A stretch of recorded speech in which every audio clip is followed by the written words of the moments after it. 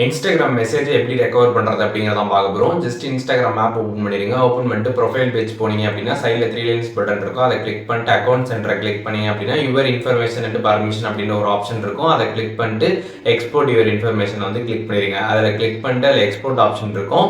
எக்ஸ்போர்ட்ட click பண்ணிட்டு அதுல ஃபர்ஸ்ட்டா டிவைஸ்ன்னு இருக்கும். அந்த ஆப்ஷன் நீங்க செலக்ட் பண்ணிருங்க. அத செலக்ட் பண்ணிட்டு இதுல டீடைல்ஸ் எல்லாமே நீங்க இங்க வந்து குடுக்குற மாதிரி இருக்கும். அதுல நோட்டிஃபைன்னு இருக்க இடத்துல நீங்க வந்து உங்களோட மெயில் அட்ரஸ குடுங்க. அண்ட் அதுக்கப்புறம் கஸ்டமைசேஷன்ல எல்லாமே இதுல வந்து கிளியர் பண்ணிட்டு அதுல மெசேஜ் மட்டும் செலக்ட் பண்ணிக்கோங்க. அதுக்கப்புறம் ஃபைல் ஃபார்மேட்ல வந்து HTML கொடுத்துட்டு டேட் ரேஞ்ச் வந்து உங்களுக்கு எந்த டைம் பீரியட் ஆஃப் அந்த மெசேஜ் வேணுமோ அதை நீங்க வந்து செலக்ட் பண்ணிடணும்.